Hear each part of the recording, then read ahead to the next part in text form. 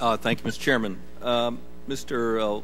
Baldanza, you said that you unbundled the charge in '07 for checked bags and lowered base fares. Was that a net to the airline?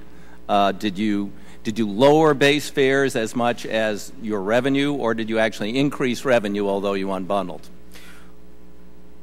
Mr. DeFazio, we increased revenue because we carried more passengers. But the net that the passenger paid was per passenger, per average, did you realize more by unbundling and charging them a little bit less on the fare but a lot more for the bag? No. The average fare we collected from each customer has dropped each year since 2007. Okay, so you did it as a public service. That's good.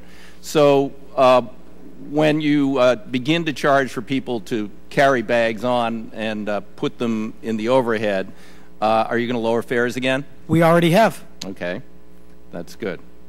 Now, why would you object to a system where a customer, tell you what, in the end, I've flown about 4 million miles since I've been in Congress, had a hell of a lot of conversations with people, getting between here and there, and the first thing they care about is whether they get there alive and safely. But the second thing is the conditions under which they travel and what they paid for their ticket. Now, they don't care where that money goes. They don't care where that money goes. They just want to know how much is the ticket going to cost them. So why would you object to a system where people would be able to meaningfully compare what they are going to pay in total to go from A to B?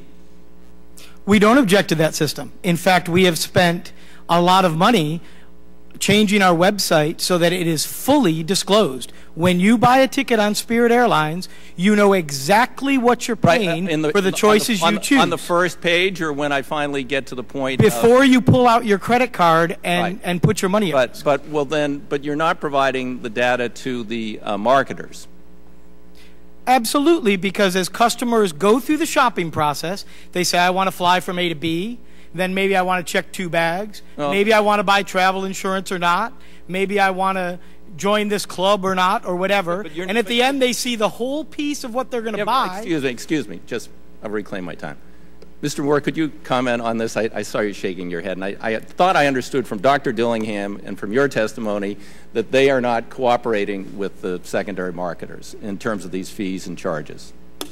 In terms of the data that we would need, that a consumer would need to say up front, I'm going from point A to point B, as you've said, and I'm going to check a couple of bags, and I want to be able to pre-select my seat.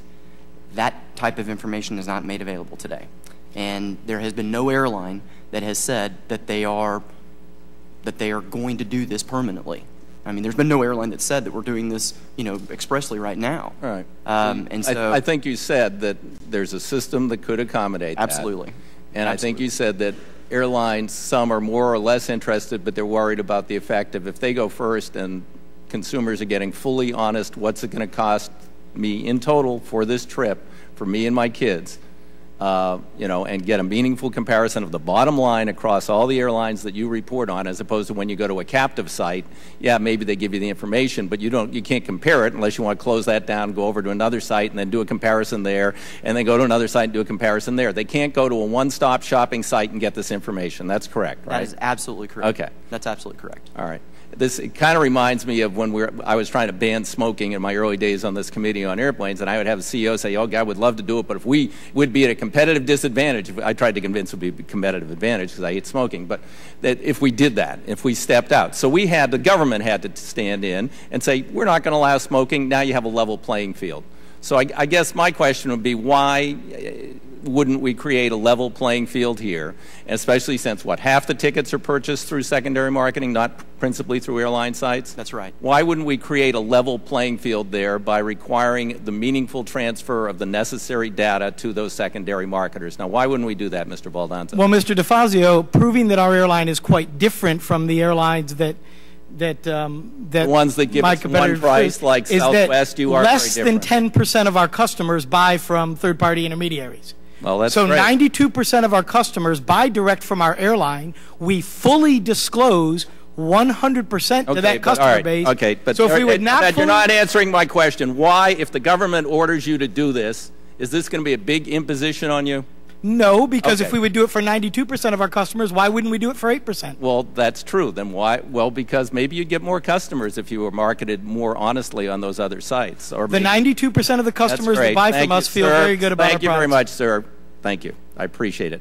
Dr. Dillingham, do you have any comment on whether this would be an overly burdensome on the airlines to provide meaningfully this data to the system that Mr. Moore described? Mr. DeFazio, based on the work that we've done, we do not think that it would be a tremendous burden on the airlines to provide the kind of information in a way that customers could make meaningful comparisons. Airlines already have administrative mechanisms in place that would facilitate doing this kinds of thing. It would not be free, but it would not be overly burdensome as either. Okay, Mr. Rivkin, why wouldn't we have a comprehensive rule to require that as opposed to you're sort of picking around the edges with what you're proposing? We have asked that question in our current rulemaking and proposed that it be a government mandate, and we're awaiting comment. Okay, thank you. Thank you, Mr. Chairman.